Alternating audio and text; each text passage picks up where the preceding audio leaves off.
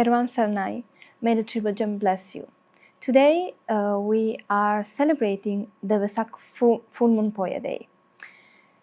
Today is a great moment for our Buddhists, for our Buddhism, and a great opportunity to remember the great life of the Buddha as we celebrate the birth, the enlightenment, and the parinibbana of our great teacher. I believe that you all have spent this Vesak month in a wholesome day, in a wholesome way. I wish you have spent the Vesak full moon Poya Day and the Vesak month in general in a wholesome way by collecting lots of merits, worshipping the Buddha, the monks and the nuns, and learning more about the life of the Buddha. But the life of the Buddha is not only the events of our great teacher or what has happened in his life, but as well a great opportunity to learn important lessons about our lives as well. First of all, let's start our Dhamma sermon by taking refuge and pay homage to the Buddha. Namo tassa bhagavato arahato samma sambuddhassa. Namo tassa bhagavato arahato samma sambuddhassa. Namo tassa bhagavato arahato samma sambuddhassa. Now, let's take refuge in the Buddha, Dhamma, and Sangha that are supposed to be the important columns of our life, in our everyday life. Buddham saranang gacchami, Dhammam saranang gacchami, Sangham saranang gacchami. Dutiyampi Buddham saranang gacchami, Dutiyampi Dhammam saranang gacchami, Dutiyampi Sangham saranam gacchami. Tatiyampi Buddham saranang gacchami, Tatiyampi Dhammam saranang gacchami, Tatiyampi Sangham saranang gacchami. Let's say sadhu, sadhu, sadhu, sadhu. Talking about the life of the Buddha would take, I guess, hours because there are so many important and essential points that we can learn from. But let's start from the three most important events of his life. His birth. We know that the birth of a Buddha is something rare, but still necessary for the development, for the peace of this world. The birth of the Buddha was not a birth of an ordinary person. We know that he could walk. Since he was born, he took 7 steps and walked and say, I will be the one who will lead this world. I will be the one who will teach in this world. I will be the one who will get and give order to this world. It is not something that anyone can do. It is something that happens in a few frequency. You think how many people are born every day, are seeing the light of the world every day. But how many Buddha we have seen? There are so many few. And we haven't seen one since the last Buddha. So this was an event that has changed completely, not only his reign, but the whole world. Now we consider ourselves a Buddhist and we follow the Buddhist teachings, we follow the Buddhist morality, and we are conducting a wholesome life. all of this is because of the lead of our Lord Buddha.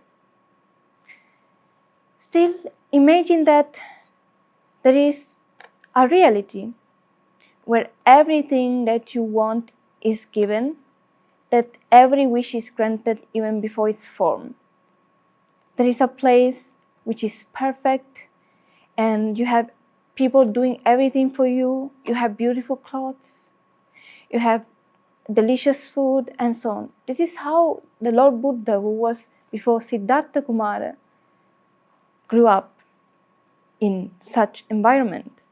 So he had everything. He had everything he wished for.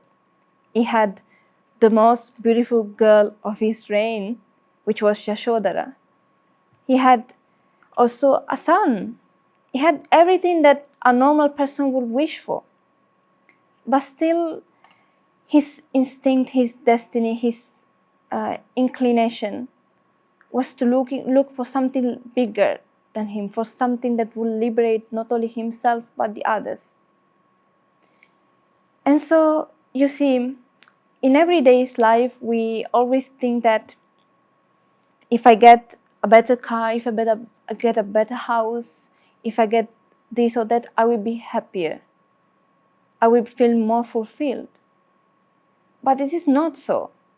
Because if we have an emptiness, of not material emptiness, but spiritual emptiness, spiritual understanding, then we cannot be happy. The thing that the Buddha has done is something that normal people cannot do. But still, in our everyday life, we can learn that it's not all about what the material things that we have, but as well what we cultivate in our inner. It is not only about what we have, but as well what we cultivate as good morality, good behaviors, good speech, and so on. So imagine now Prince Siddhartha going out one day with his helper, Channa, and seeing something that he has never seen before. He faced things that he has never expected would exist outside of the palace. He saw sickness, old age, and death. He saw an old man without tooth. He saw an old man without teeth, helpless.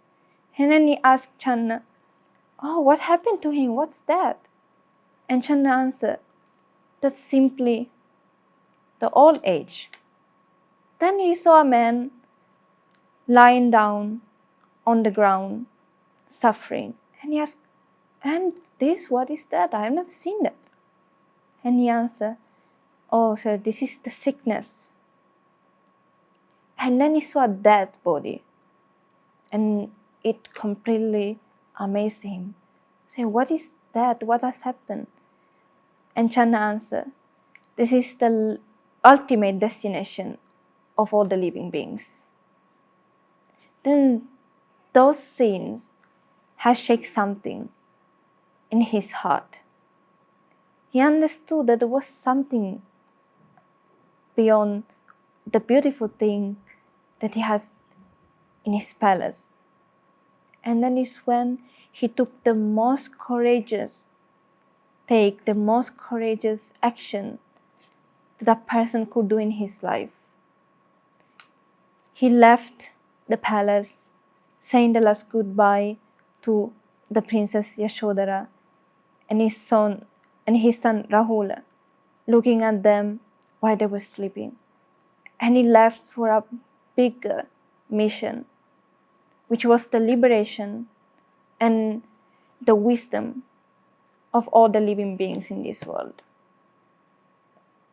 See, giving up is something that we have to learn about. We often attach to things. We often over-attach to things, but due to those attachments, we cannot see the reality or what is beyond what we have. No matter how much we love those things, we do have to give up one day. Everything that we love is subject to change. It is subject to decay. It is subject to us missing them one day. And this is to understand that we can have things in our lives. We cannot do the same as the Buddha has done. That is impossible. But still, while we have everything, we do have to understand the nature of it. Sometimes we may have to give up on some things for something that is bigger than what we have now. And not saying that we are looking for something bigger materially, but morally, spiritually, we do have to pursue something that is bigger what we have, for our own liberation, for our own peace. And so the Buddha started a very intense journey towards the ultimate wisdom. He followed several types of teachers. Some were very extreme. Some completely gave themselves into extreme indulgence. Some gave themselves into extreme austerity. They were both extreme that the Buddha has tried. And he understood, no, that is not what can help people. Because the extremes are not taking us anywhere. And so he understood there must be the middle way. Something that doesn't make us crazy, but it doesn't kill us either. And then he made a promise to himself. He went under what we call today the Bodhi tree. He went under this tree and said, I will not stand up from here till I find liberation.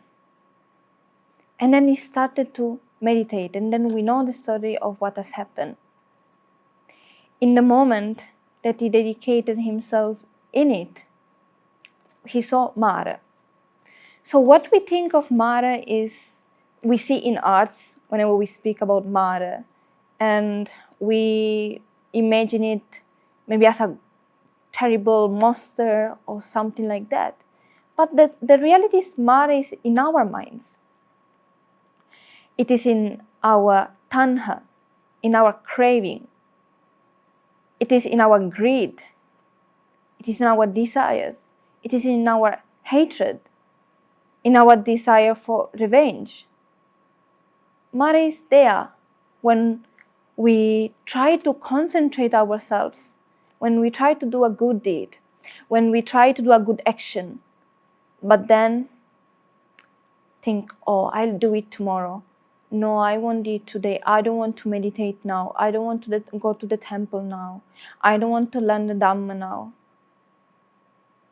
All of these things that you're procrastinating. Or when you think about a fight that you had a few years ago and you still hold hatred towards that person, when you have thoughts of revenge,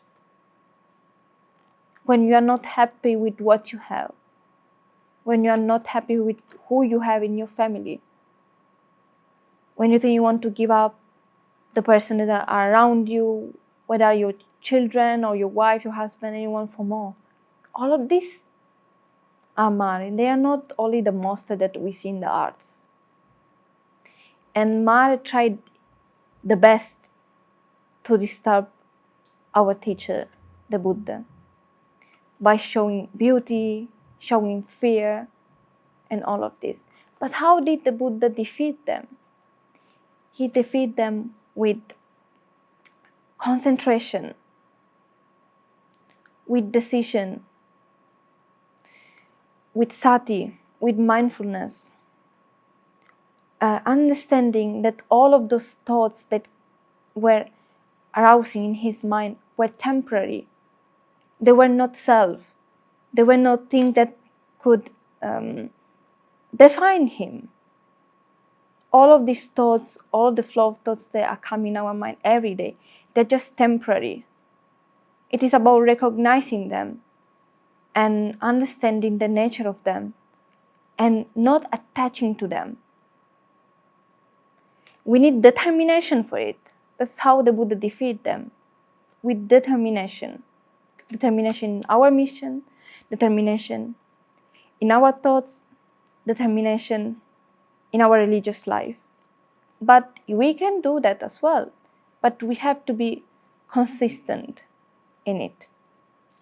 Maybe not doing that only during the full moon days when we go and take the 8 precepts, but in our everyday life, whenever we face unwholesome situations, unwholesome feelings, when we sometimes indulge and we go astray, for some reason we are going to the wrong path due to our desires and our wanting for more. So this is how eventually he defeated Mara. And then when the day after the dawn came up, and it was the starting of a new day, it was not only the Prince Siddhartha, but Gautama Buddha. And that was the day that the whole world started to change completely. He preached the Four Noble Truths to the world. Now we know that suffering is there in the world, but we hear different ideas and different solutions about that. Some people may say, go and enjoy. Some people say, do this and that. There may be different things that the people tell you to do to defeat your pain. But the Buddha has given a clear instruction of how we should defeat it, how we should face it, understand the reasons of it, understand that there is a way out of it. And so it was, the first noble truth was, there is pain in all the conditioned things. We cannot deny it. It's not about being negative, it's about being realistic. We cannot deny that pain is there. It is rooted in all the things. Even the moment that we are born is intricate with pain, because our mother suffered when she gives birth to us. Everything is tied to pain. But now, why are we suffering? And then when the Buddha said the second noble truth, there is a reason to pain. And there are so many reasons. Because we sometimes we are next to things that we don't like. Sometimes we are next to things that we like, but we are far from them. Sometimes we have pain due to the nature of our body, due to the nature of the world, due to the attachment. There are so many reasons that there. And you can think of them if you think about even your own life experiences. But there's a good news. The good news is there is a way out of it. And the last noble truth is that there is a way out of this pain. And it is not praying at something or somebody. It is all something that we do from our determination, which is following the Noble Eightfold Path. So we are not expecting anything from anyone. We are not praying for anything or anyone. It starts from this journey of liberation starts from our heart. Nothing else. Now, the Buddha started very little. There were 5 people listening to him in his very first sermon. And then the crowd became bigger and bigger and bigger.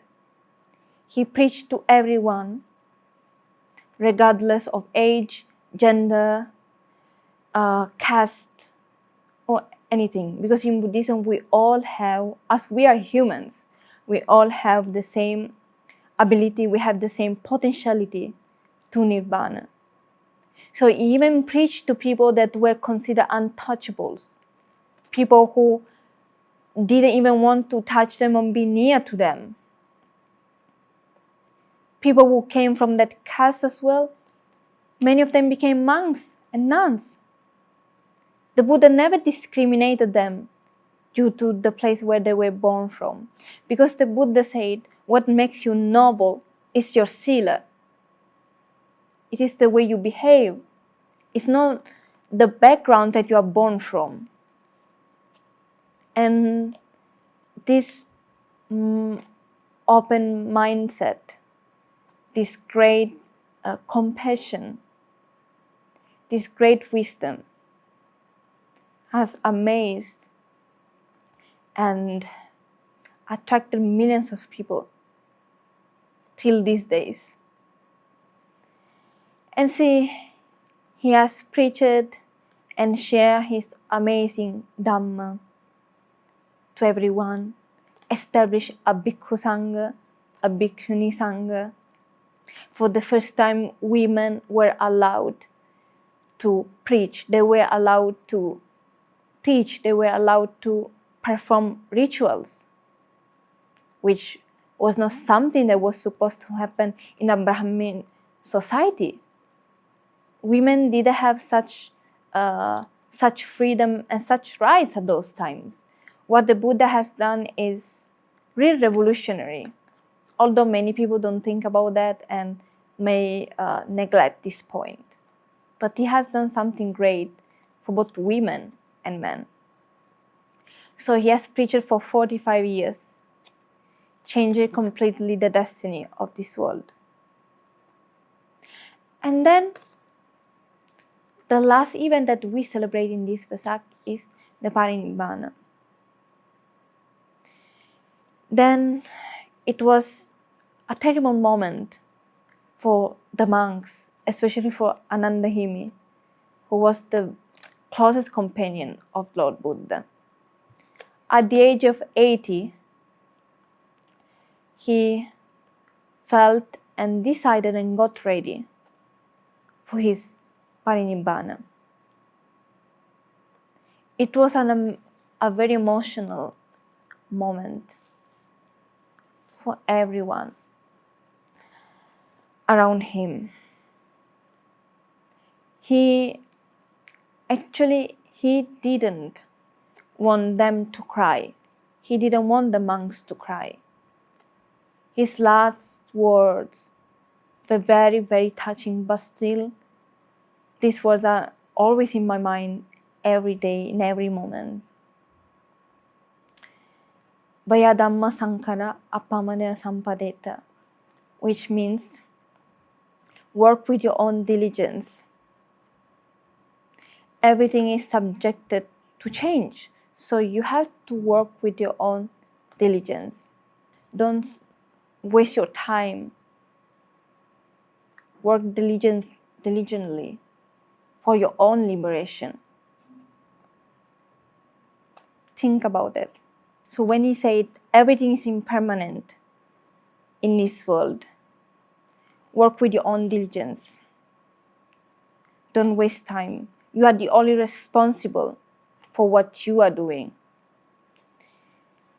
He has given us the whole responsibility for our own liberation. No one is responsible for your own karma except yourself. Others may share merit to you when you die. They can help you when you are here no more. But when you are here now in this world and you are still alive, the biggest responsibility is on yourself. People can help you only after you are not here no more. While you're still here in this world, you have full responsibility and full accountability for what you do. So the Buddha wanted us to see his death not as something that we have to cry about and be desperate about, but as a natural form of life. Because everything that is subjected to birth is subjected to death. Everything that appears has to disappear. So was his body. The Buddha was peaceful in his parinibbana because he could defeat the defilements, the attachments, the conflicts. These are the things that are holding us back from Nibbana. The conflicts between people, the conflict with our own mind, the attachments that we have to the properties, to the name, to the fame, to the mind. There are so many kind of attachment that we can think about.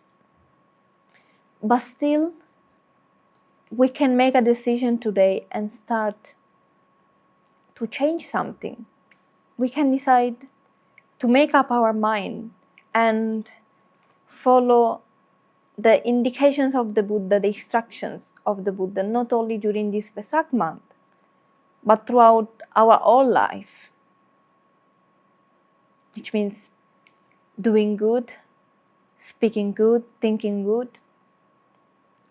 We know that we practice both dasa kusala karma and dasa akusala karma, both from our speech, thoughts, and actions.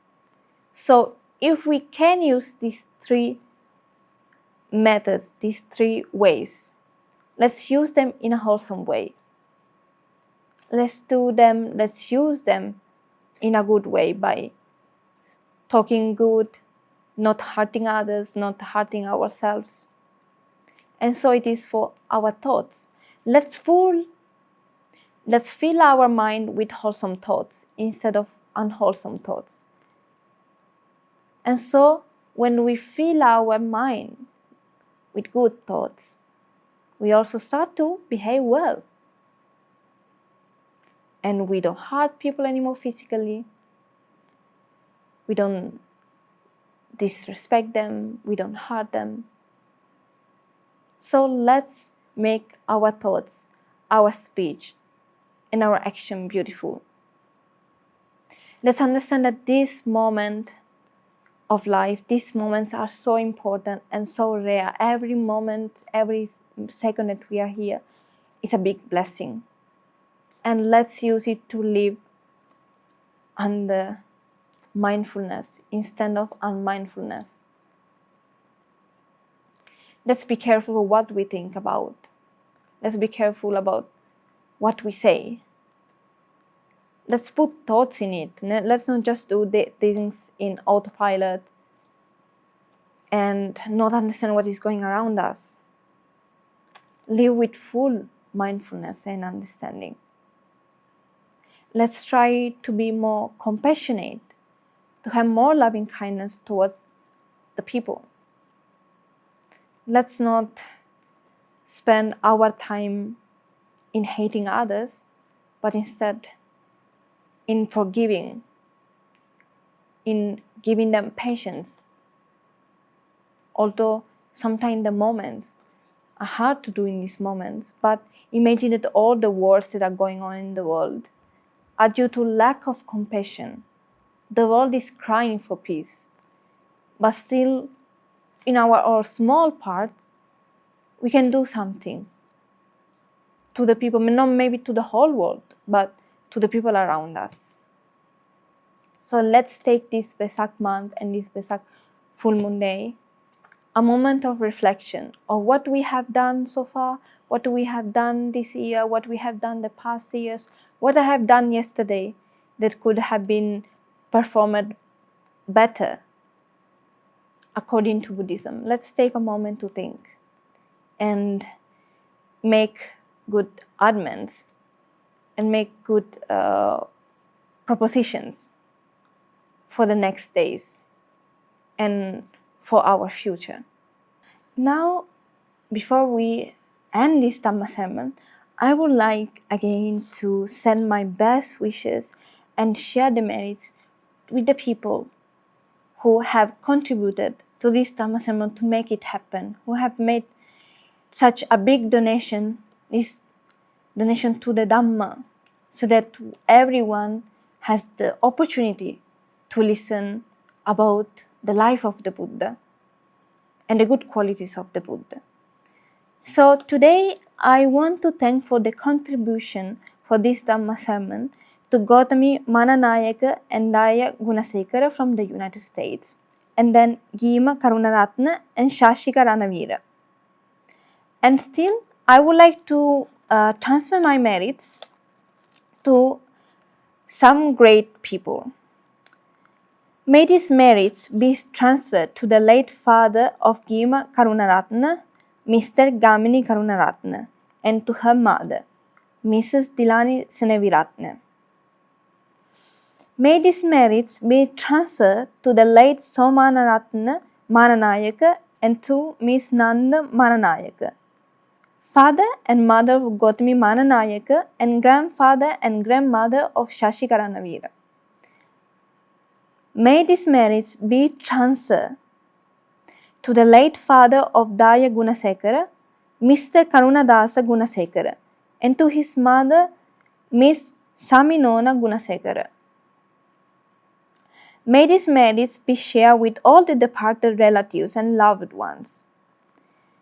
May the most venerable Mahasangha be blessed with good health, strength, and long life. May blessings be evoked upon the staff of Med TV, and may all beings in Sri Lanka and throughout the world be blessed with peace, happiness, and well-being. Now, wishing all the beings in this world, seen and unseen, to be happy, to be free, and be at ease.